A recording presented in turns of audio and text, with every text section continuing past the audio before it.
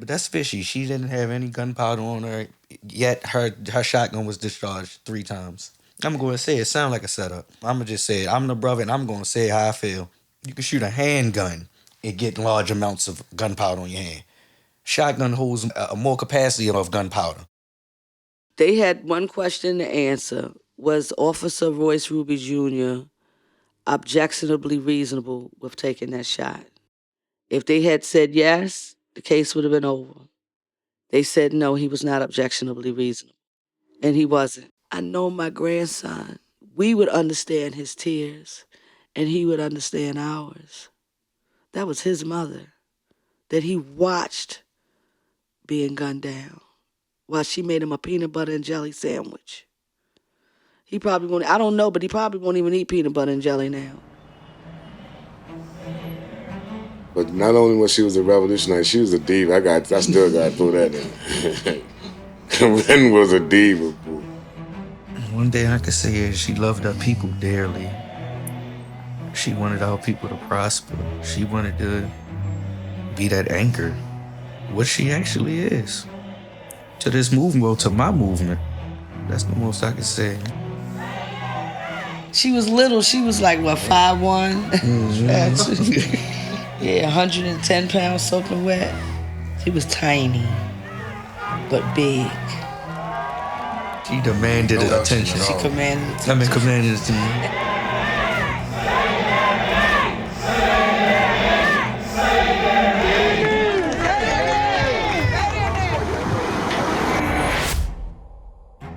I'm Chris Colbert. Thanks for tuning in to Say Their Name, brought to you by DCP Entertainment. This series takes a deeper look into the impact of the assault and killing of Black people by the police and in Stand Your Ground states. We share the stories from families who have been negatively impacted in these situations. We did not talk to officers or to governing bodies, just the families and their support systems. We are not the court of law, nor do we try to be for legal purposes. We are not here to presume guilt or innocence for anyone, because, quite frankly, we do not want to be sued. We simply want to give the families a voice while examining what happens when the hashtags stop, and the news, unfortunately, moves on to the next big story. All we want to do is give the families the opportunity to control their narrative and share ways we can all help. Warning. Some of the discussions may be particularly disturbing and even emotionally overwhelming at times. When one of those moments occur that may be particularly triggering, you will hear this chime. For more specific details on the timing of these moments, please visit our show notes. On this episode of Say Their Name, we focus on Korryn Gaines. On August 1st, 2016, Korryn Gaines sat in her Randallstown, Maryland home with her 5-year-old son, Kodi. Her home was surrounded by various police and SWAT officers who claimed Korryn had taken her son hostage after a plainclothed officer had kicked in her door to serve a traffic warrant. Unaware this was an officer, and having been burglarized before, Korryn grabbed her illegally owned shotgun, prompting the officer to withdraw without shots being fired. As the Baltimore County SWAT team responded, Officer Royce Ruby Jr. placed himself outside Korryn's doorway as she streamed her experience on Facebook Live. Against the family's pleas, officers refused to allow them to enter her apartment to de-escalate the situation. After 6 hours, as Korryn made her son a snack, officers shut off Korryn's Facebook Live feed, and without authorization, Officer Ruby fired around the corner into Korryn's apartment, shooting her in the back of the head and killing her. Kodi's arm was struck by the officer's bullets, severely injuring his elbow and leaving bullet fragments in his face. After leaving the hospital, Kodi was sent to live with his father, and Korryn's mother, Rhonda, saw a change in her grandson. His father is his next living kin. He got to take him. The few times that I saw him on a more consistent basis, after he got out the hospital, he started to behave like a robot. He would look to his father before he answered any questions. I remember I asked him, "How you doing?" And he looked at his father. I said, "I'm talking to you." He said, "Ask him."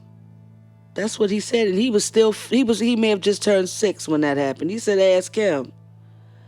That wasn't like him. My grandson was very fluid with his understanding, and he could articulate very well. But now, and I'm not accusing anybody of doing anything, but I know there's been things like I've given him pictures and they put them in the closet. And, I think the last time I spoke to him was May 18th of 2019. And I asked him what happened to the picture that I had given him of his mother. He said he didn't know. Somebody put it up. Phone calls went unanswered. At one point, they weren't going to bring him to the funeral because they said it was too much. I'm like, Lord have mercy, are you guys crazy? This kid needs to see his mother being laid out with some dignity. The last time he saw her, it wasn't dignified at all. He needs to see something. It's never going to be positive, but something different. Something, like I said, that leaves her with dignity. And so they finally bought him. My family got his suit, everything. And we had to cut one arm out because he had the big cast from the reconstruction. Bring him to his mom's funeral, though. So eventually that visiting and stuff waned away. And he just stopped coming over. I gotta show face for people who are struggling with her absence. And I feel like this. I know my grandson, he's not going to get the same kind of empathy that he does from us because they didn't have that connection. And it's not to say that we would cry less, but we would understand his tears and he would understand ours. That was his mother that he watched being gunned down while she made him a peanut butter and jelly sandwich. He probably won't, I don't know, but he probably won't even eat peanut butter and jelly now. Horrible memories. Horrible. And I think the part that I can't be a physical part of his life, someone that I watched come in the world, that I stood by my daughter's side with while she gave birth to him. He said to me today, he said, Grandma, I miss you so much. And it sent chills down my spine because I felt it. It wasn't something he was just saying. You know how kids will just respond? His voice was earnest. He said, Grandma, I miss you so much. And I'm not going to say they can't love him, but they can't love him like I can love him. I don't even want to take him. I just would want to wrap my arms around him sometimes. In my solidarity, not with somebody hovering over me. What do they ever think I would ever do to my grandbaby? But love him. I don't know.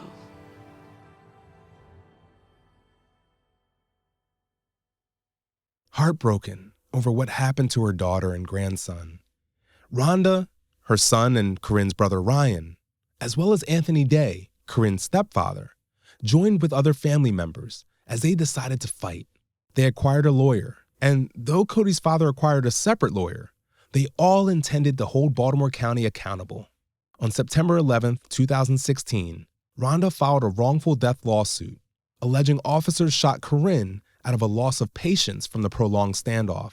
However, unfortunately, Baltimore County State's Attorney Scott Schellenberger opted out of processing criminal charges against Ruby, so the state would take no action in a criminal case. In short, Scott Schellenberger is the state's attorney that refused to even, in my opinion, review it as a criminal case. It was cut and dry for him. She had a shotgun, she shot the gun, and we killed her. That was like the short of the long. I wasn't surprised. I wasn't. I'd already anticipated. It was considered justified. There was no plans on indictment or anything. That's also because the meat of what really happened hadn't been brought out yet. J. Wendell Gordon, which is my attorney, we're actually in the process of trying to pursue that very thing, is looking back at actually charging him because he broke policy with what he did. Both sides basically agree to that. even though they didn't necessarily say it on his side, they agreed that what he did wasn't something that was normally done, and it wasn't a practice. On our side, they basically said he broke policy. That was not a part of the policy. What he did was shooting through a wall blindly with an innocent victim on the other side, and just not being able to see. You can't track where bullets will go. The bullets ricocheted. And I was extremely angry.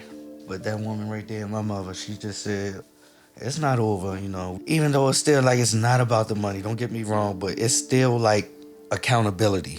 And he said he was trying to aim high enough to hit her in her head as to avoid Kodi. He didn't want to shoot Kodi. But during the deposition, he refused to believe that he had shot Kodi. He refused to believe it. The lawyer had to keep telling him. He said, no, she shot. And he said, nobody told you that it was your bullet that was found in that boy? And that was almost a year later.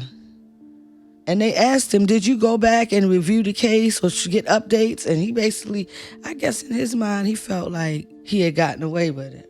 I think that was the most surprising thing for me. What about you? It was 3 holes in the wall. My sister was dust for gunpowder. There was no gunpowder on her body, nowhere. But her shotgun was discharged 3 times. Get where I'm getting at with it? That's fishy. She didn't have any gunpowder on her, yet her shotgun was discharged 3 times. I'm going to say it sounds like a setup. I'm going to just say it. I'm the brother, and I'm going to say how I feel. You can shoot a handgun and get large amounts of gunpowder on your hand. Shotgun holds more capacity of gunpowder. Why the shotgun was fired, and no pellets were found. So yeah, the gunpowder was a surprise. Then the fact that she had been hit in the back. And it doesn't make sense too, because they said when they shot her, he seen the back of her head. He said he was aiming for her head through a wall. Oh yeah, to hoping, yeah, like in her head. Yeah, the first shot was fatal. But she fired her shotgun 3 times after that. It ain't like no handgun where it's like, if you do get hit, you know your body, probably get but you gotta cock, boom. First shot fatal, but they saying she fired her shotgun 3 times. How you gonna shoot somebody 30 seconds later? Can you imagine being shot and then 30 seconds go by and get hit again? 3 more times, 4 more times. After 30 seconds, Sent him ass. I counted them. After the first shot being fatal. 30, yeah. She was already down. Kodi was right there. His co-defendant said they watched him engage her 3 to 4 more times. Yeah, it was assassination. I tell people all the time. And I'm going to keep saying it. That's why I want to see the transcripts. I remember one of them officers basically admitting that the warrant that they had on Korryn was fraudulent. The first thing was that she hadn't fired her weapon. And then the fact that she had been hit in the back. I think earlier into the trial, that's when we found out that he shot her through the wall. He needs to go. He's already killed. He killed somebody else before he killed her a couple of years. I think it was Parkview. It was in Baltimore, Maryland. He killed another person in crisis. He has a lot of internal affairs complaints on him. He's a loose cannon. And during the case, we had a guy come to the courtroom while the court was in session. Now check this out. Big white guy, like he's about 6'4", and his wife. He was prepared to die that day. He said that when Royce Ruby came out of that courtroom, he was going to break his neck. He said that his brother and his father was on their way home from, I think his father had some kind of a cervical spine procedure. And Royce Ruby pulled the car over. And apparently he wanted everybody to get out the car, but the father, elderly, 70s, couldn't move. He said that Royce Ruby took his arm and pulled his father out of the car by his neck after he had been told that this man just had cervical spine surgery. But that aspect of it, with him doing that to that gentleman, was like a week into the trial. But the other things that had been found out about him shooting another person and his just plain aggression while in the field, it was not surprising, especially in the wake of everything that was going on then up until now. Like, he's an aggressive officer. There was even talk that he was on steroids and all kind of stuff, and I know the steroids will mess your mind up. A lot of people don't know. Steroids will mess your mind up. So, I mean, but none of those accusations were ever proven because it was never taken seriously. And I believe if they had done more investigative work into his aggression when he killed this other gentleman, a young guy in crisis, when he pulled this other gentleman's father from out of a vehicle by his neck after being told that this guy had just had surgery, I think those things should have been taken serious. And maybe we wouldn't have gotten to the August 1st. While in court, Judge Norman had an odd request for the family. Like he told us, if we wore something with her picture on it, you couldn't wear. And if anybody said a word, he would call a mistrial. He was something else. Because we're not visual, but I want you to express, because you said they made you take. Can you share what you're wearing? Currently, actually running a business in my sister's name. You know, I'm putting her images and names on shirts. Well, this is a Korryn tag. I believe a family member in New York made it, and it was given to me the day of my sister's funeral. That was in 2016. I wear it every day. I've been wearing it every day for over 5 years, every day. So I've been wearing it for 2 years. We get to court, they told me I had to take it off. And, you know, of course, you know, I'm being defiant. Like, no, it's my sister. You know, I wear it every day. They said I could not wear it because it would Contaminate the jury's opinion. Yeah. I guess it would be guilty to see the person you killed, though. Right. It ain't on the jurors, it's on y'all. Y'all ain't want to see her face. And that's why I'm putting on every T-shirt name on every T-shirt I get. Yeah, that was hard for me, man, in the courtroom. The man that killed my daughter, it really was. I kept staring at him the whole time. The whole time I was in there, that's all I was looking at. He didn't even look over our way. That was the same thing with the deposition. He didn't look at me. He kept his focus. And the lawyer was sitting here. He was sitting like where you were sitting, and I was sitting almost in the identical same spot. He kept a blind spot up, so he wouldn't have to. I made more contact with his wife, because she kept looking. I think he was in bruiser too, because his wife, the way she looked, sometimes you can say a lot without saying nothing, in her eyes, because I kept looking at her too. And it seemed like she was like a Bruce woman, and then she wanted to like apologize for her husband to us, you know. But that's the vibes I picked up off her, right? Like, I am so sorry. They had one question to answer. Was Officer Royce Ruby Jr. objectionably reasonable with taking that shot? If they had said yes, the case would have been over. They said no, he was not objectionably reasonable. And he wasn't. And they came to that decision in about 2 hours. The jury then had to decide on the settlement amount, one that would not only grant money to both Korryn's parents, but for her young children, Kodi and Carson, as well. They came up with an amount that day. That same day they came up with a $38 million settlement. I think it was like 33 to my grandson, and then $300,000 apiece for her father and myself. Carson 4.5. It added up to 38 once they finished. They came out with that breakdown that same day. See, the mainstream media, they don't put that information out.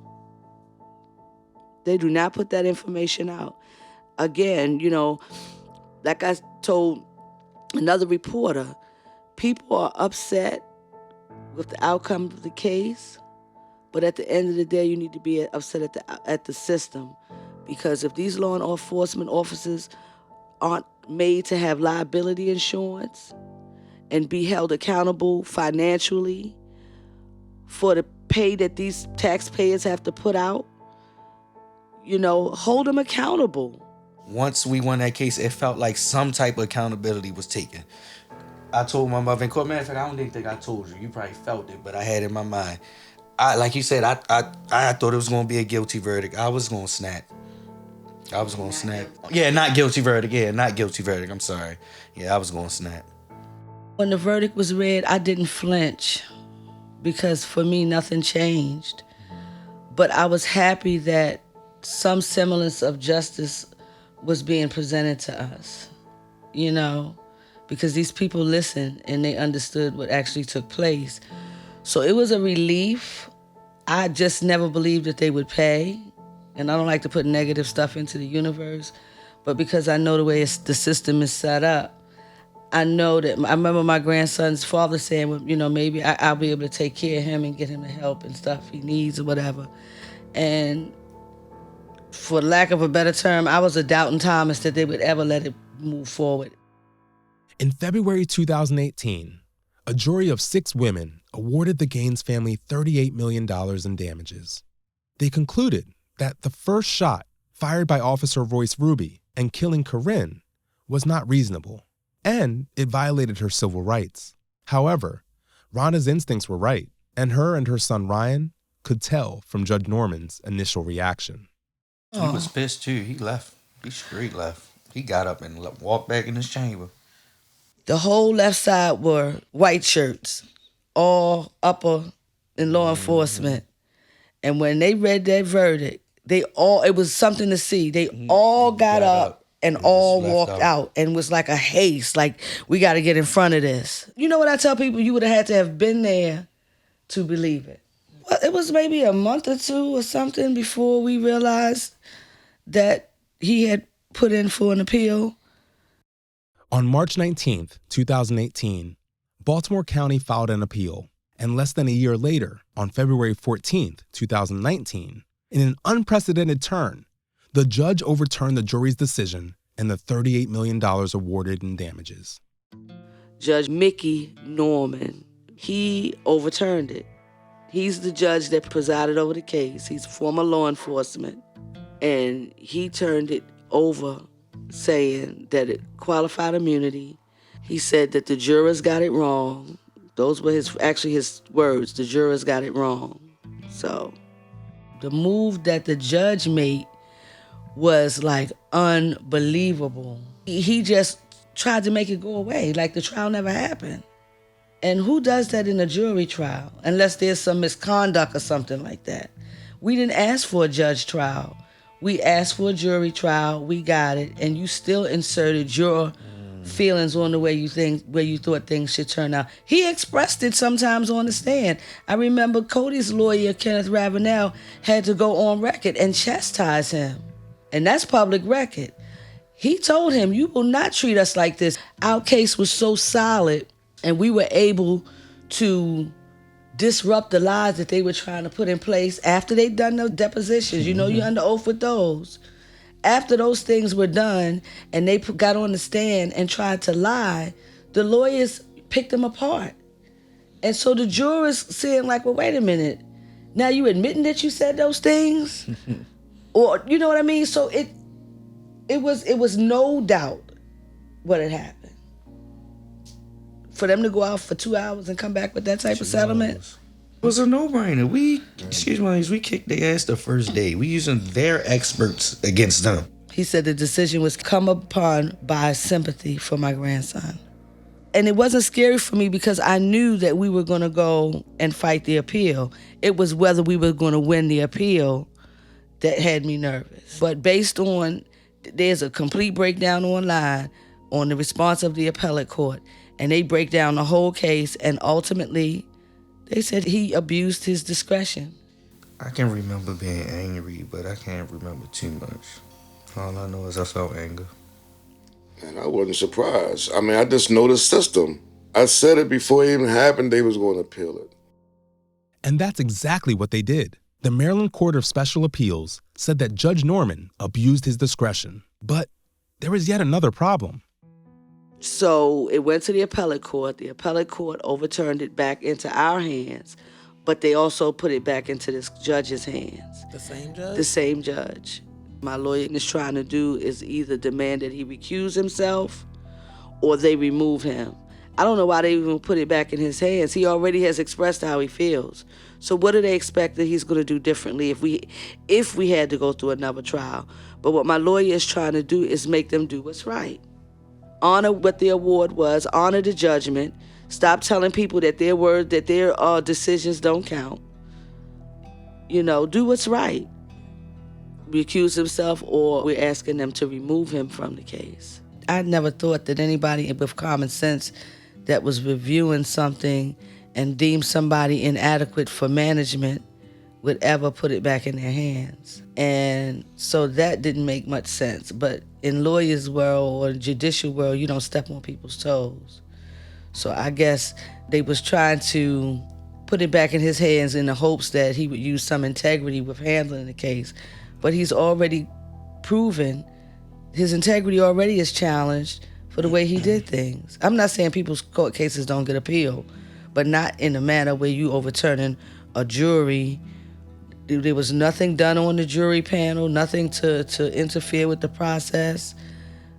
You basing your decision to overturn it on your personal opinion or your perception or what happened. But you heard what happened. I think the hardest part is to have set for a jury trial for 3 weeks and let these people listen to all this evidence and be able to decide for themselves and collectively that this officer was not objectionably reasonable. And so what people don't get is that our case wasn't based on whether she should or should not had a gun. The case was based on the fact that he broke policy. He shot through a wall blindly. He injured and could have killed my 5-year-old grandson. He shot my daughter 5 times, once through the back, and then I think 3 or 4 more center mass when she was down. Then they tried to she shot the gun into the game, where the medical examiner said there wasn't an ounce of gunpowder found on her. And they couldn't find not one buckshot. Nothing. Nothing. So, the whole case by the hands of this officer has become a sham. I mean, the officer and this judge who overturned it. Because he's taken the rights from 6 jurors who gave up their time and dedicated their minds to listening and deciding on a case, just to say that their decision didn't make a difference or it just didn't matter. And then he turned it over based on something that he threw out in pre-trial, qualified immunity. He threw it out. He said the case wasn't a qualified immunity case. And then he comes back and turns it over based on qualified immunity. Oh, and we tricked the jurors.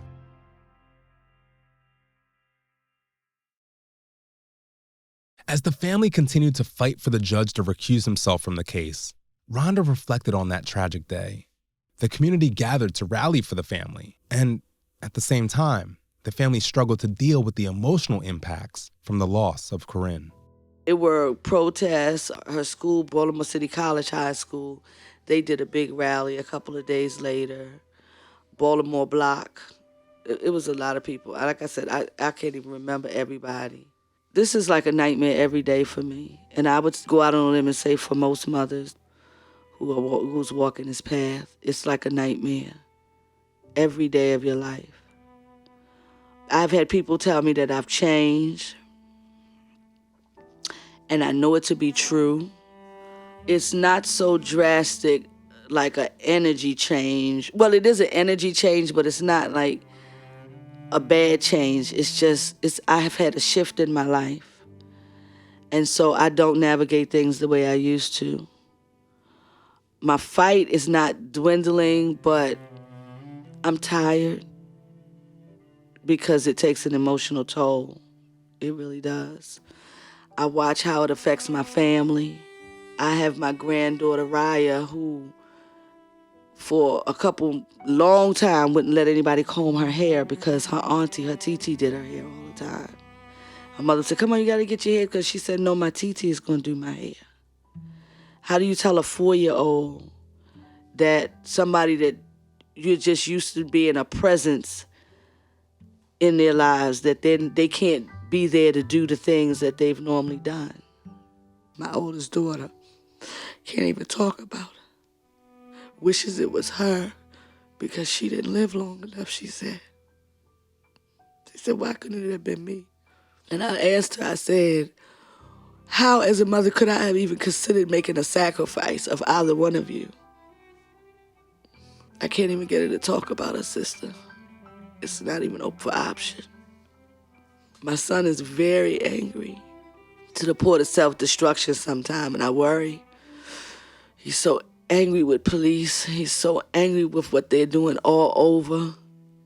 He's angry that I'm hurt. He's angry that he can't do anything about the hurt. I don't think it was one time that my sister wanted to excite violence against police. And I say that because they came to her house and killed her. I've changed. I found a new route. Like, I'm trying to keep a hate at a minimum. But it was once upon a time where I was preaching, you know what, kill cops. Kill them. Kill them. They ain't do nothing to me, but y'all gonna kill a woman who preaches love? I'm living, she's gone.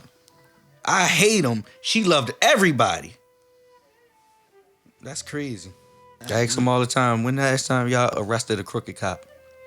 It's plenty of them. But yeah, I mean, hate is a strong word, but I hate them. My sister gone, I hate them. I don't hope nobody don't take this the wrong way. I'm gonna hate each and last one of them until we get some type of police reform. Until that happens, all of them are bad. That's what your sister used to say. She would say, there's no good cops if the good cops stand by and let the bad cops. The bad cop is not the bad cop whooping your ass. The bad cop is the good cop watching you get your ass whooped. I don't even let people talk to her around me. Some say I'm still grieving. Well, I haven't grieved yet. But it's real hard for me, even with this interview. You know, I guess I always dismiss it when people try to talk about it. So it's still real hard for me. Even though it's been a couple of years ago, whatever, I don't even count the days. It was like it was yesterday. I don't know when can I be able to talk about it. I'm surprised I'm here talking about it now. So maybe one day in the future, or maybe never, but right now, I'm still grieving, trying to grieve anyway. The scars run so deep, and it doesn't help when you have George Floyd's, any other human being assaulted and killed. It's hard. It's like salt. And I have a girlfriend, she doesn't understand. Well, you affected by, I said, because I understand what their parents are now going through. Somebody said, if you could kill Officer Ruby and be legit with it and not get in trouble, no. Because his mother would have to feel what I'm feeling. I'm mad as hell with him, but I ain't that mad. I ain't lying. I ain't that mad to have another mother on my watch willfully go through this, anything close to this. It shifts, I can't even explain it. It's like a shift in the earth when your child is killed. Death is death. Death hurts.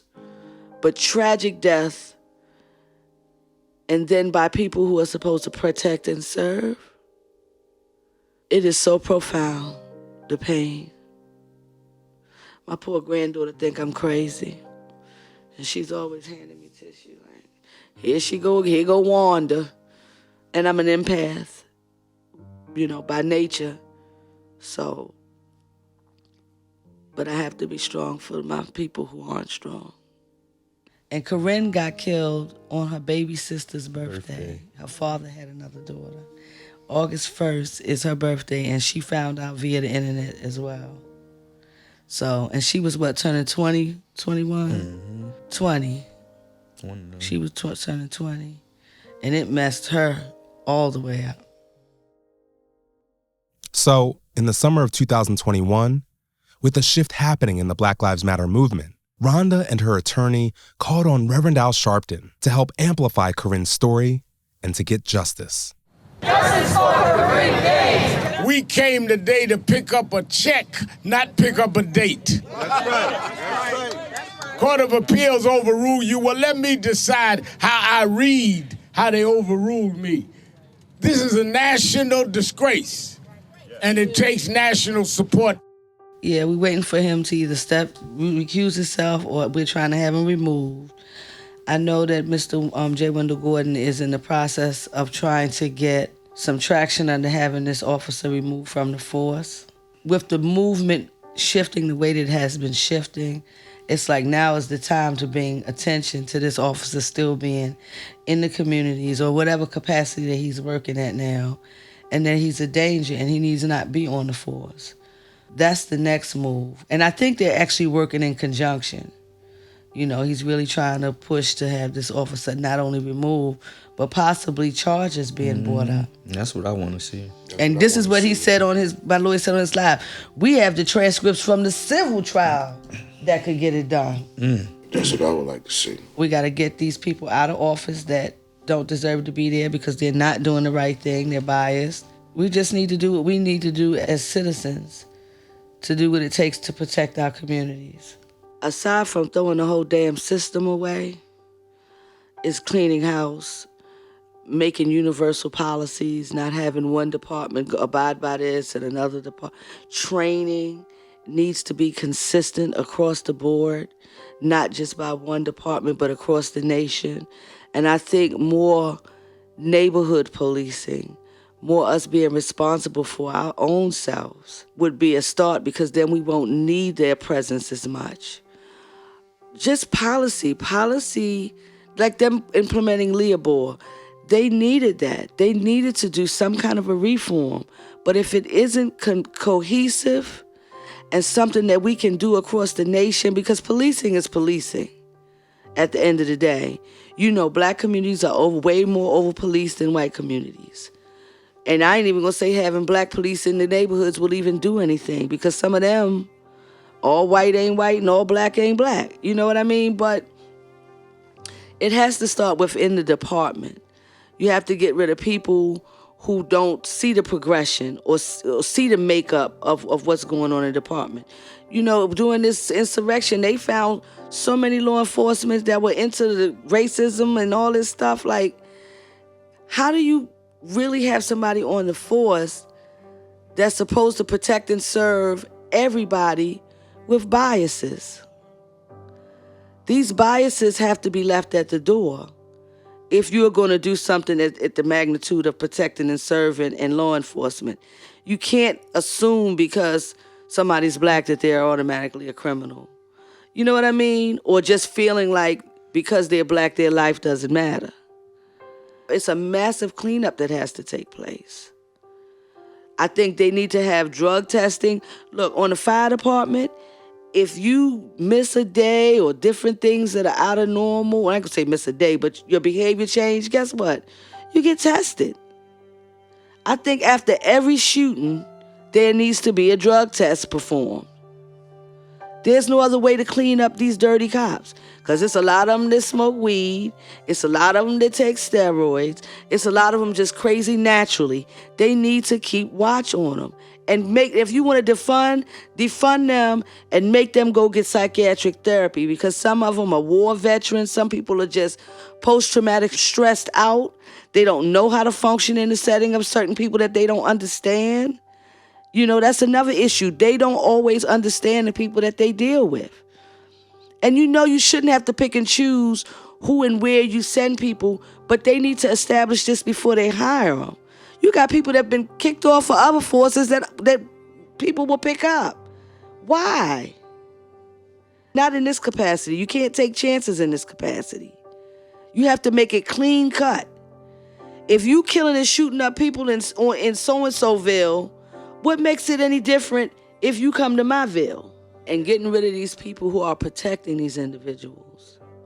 No, for the blue wall's sake. No, if you're wrong, you're wrong. And you must, as a nurse, if I harm someone, be it intentionally or unintentionally, I'm going to be held accountable.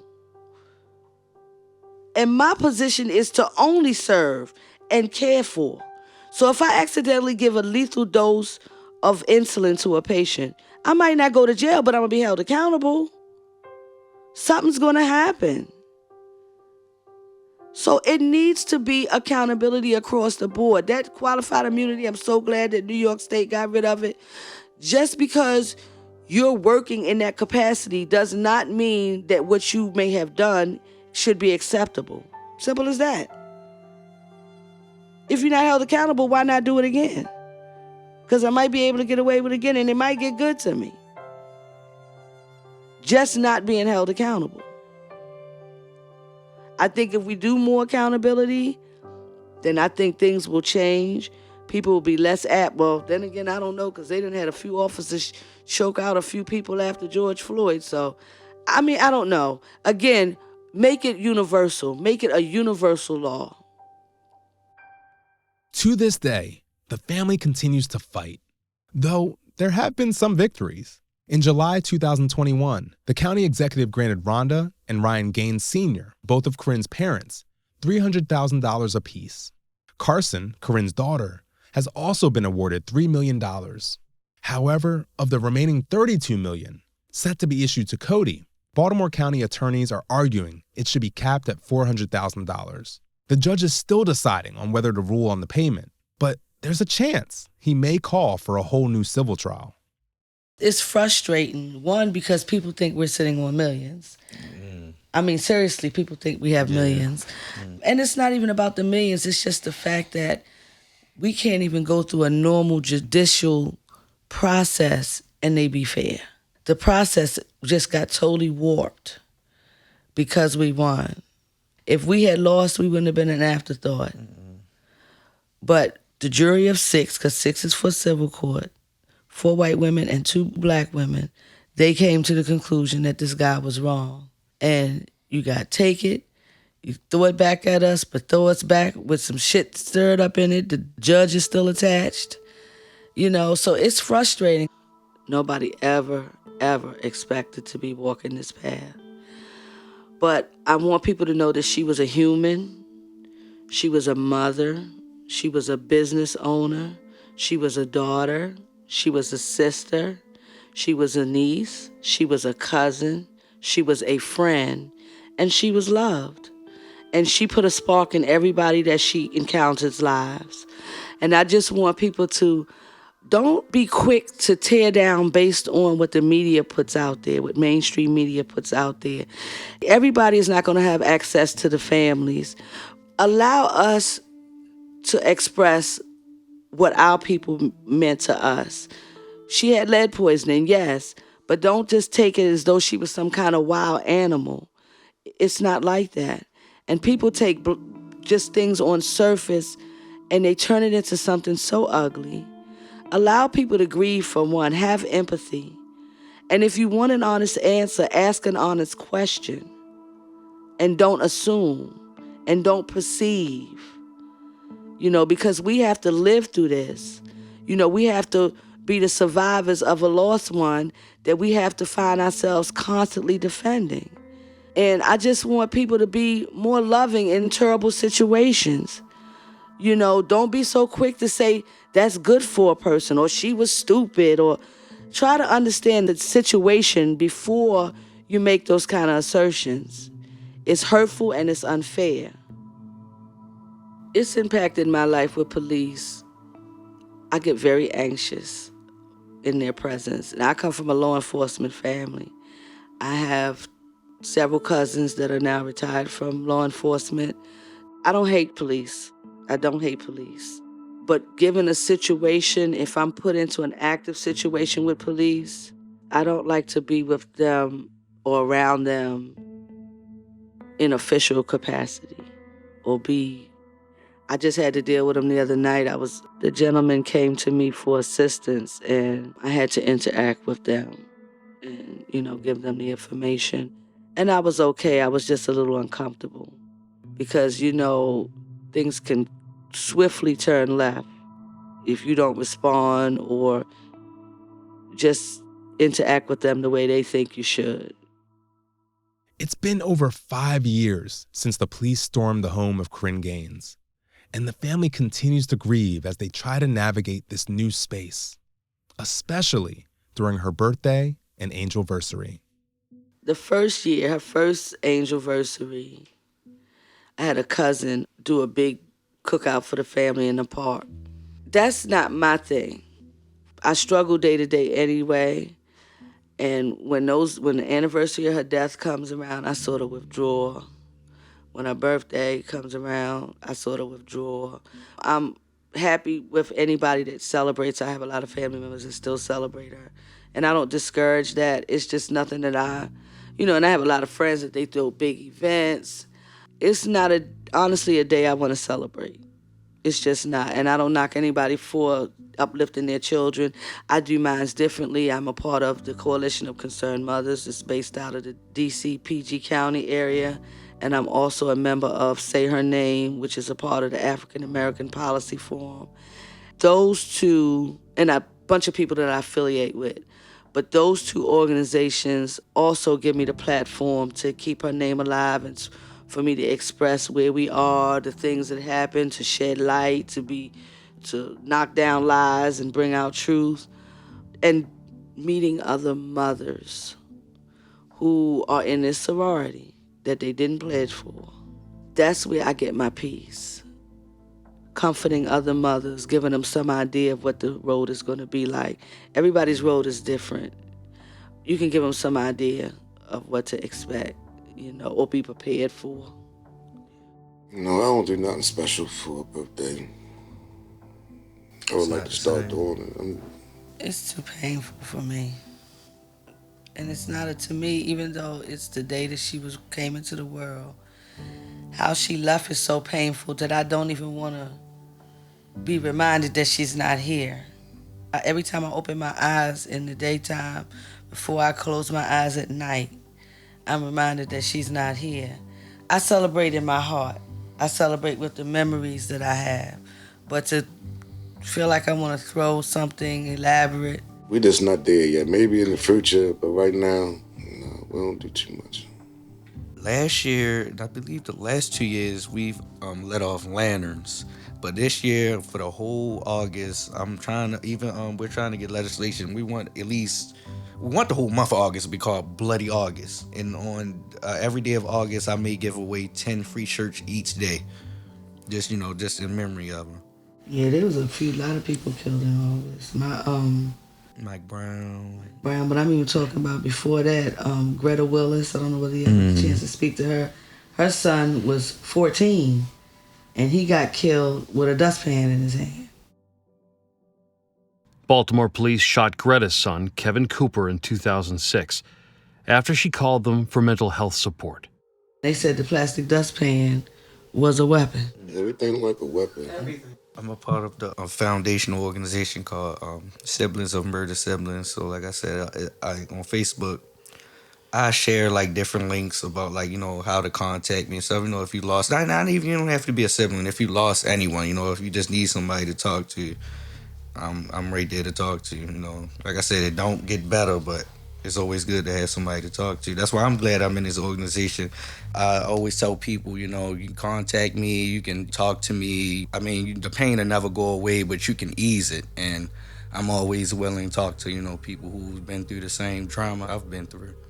And that's another thing. People don't understand how siblings are affected. Well, I fuss at him because he has his moments. I'm going to say this to be smart. He acts like I didn't lose a daughter. And I'm like, but I lost a daughter. And he'll say but that was my sister. And so I had to step back and recognize that the relationship as mother and daughter versus sister to brother was different. And my hurt doesn't have to parallel his hurt. We both hurt.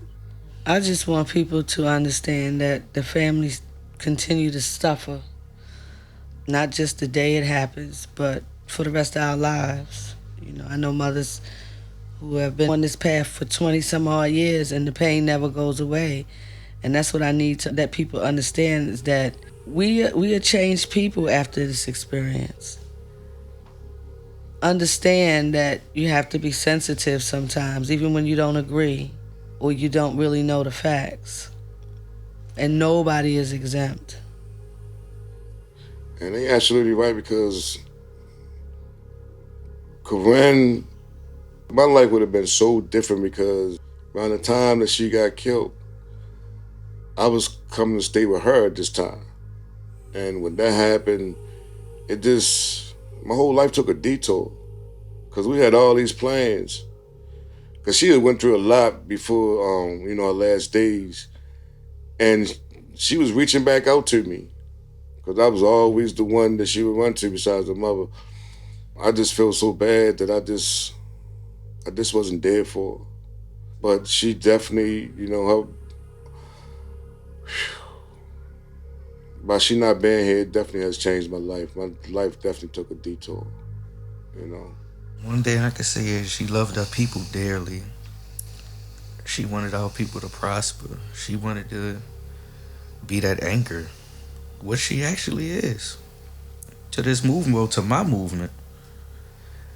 But I think that's the most I can say. Korryn was a diva. Did y'all know that? No, I didn't hear that part. she despite all that, she was a diva though. I'm a real diva, yeah. You wouldn't know she walked into the room. Man. You gonna know, you gonna feel it, and you gonna say it. Yes. She demanded no introduction at all. She commanded attention. Commanded. And she was little. She was like what, 5'1". Strong too. Yeah, 110 pounds soaking wet. She was tiny, but big. Mm-hmm. But yeah, it just made me appreciate. And when I say my women, I just mean my mother, my sisters, the women in my family. Made me appreciate, my women better. Protection, protection, protection. Special thank you to the family of Korryn Gaines. The lawsuit brought on behalf of Korryn's son Kodi is still ongoing, and Judge Mickey Norman has continued to refuse to recuse himself in the case. Meanwhile, Rhonda continues her fight for justice for her daughter Korryn Gaines, as well as working with other mothers as they fight to get justice for Black lives. Please go to our show notes to find ways that you can be of service, including supporting the Coalition of Concerned Mothers, calling the Baltimore County Executive's office to demand that the full settlement for Korryn's family be reinstated, and for ways to support Ryan as he raises money and awareness around his sister Korryn. Qualified immunity is a major barrier to obtaining justice in these situations. So please push your local politicians to ban qualified immunity in your state, just as states like Colorado, New Mexico, and New York have already done. For more information about how depositions work, go back to Season 1 of Say Their Name and listen to our episodes about Jamar Clark. Later this week, make sure to check out our bonus material for more information about Korryn Gaines and this case.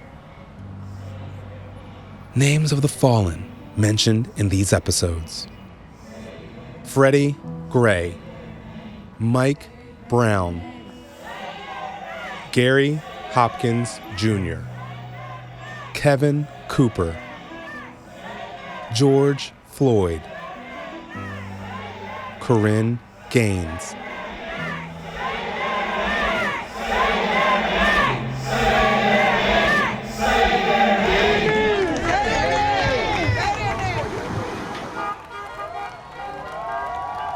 We appreciate you for listening to Say Their Name, courtesy of DCP Entertainment, as well as special thanks to our team, host and executive producers Adell Coleman and myself, Chris Colbert, producers Heather Johnson, Ryan Woodhall, and Mike Dubose, associate producer Quentin Hill, and editor and sound designer Byron Hunt.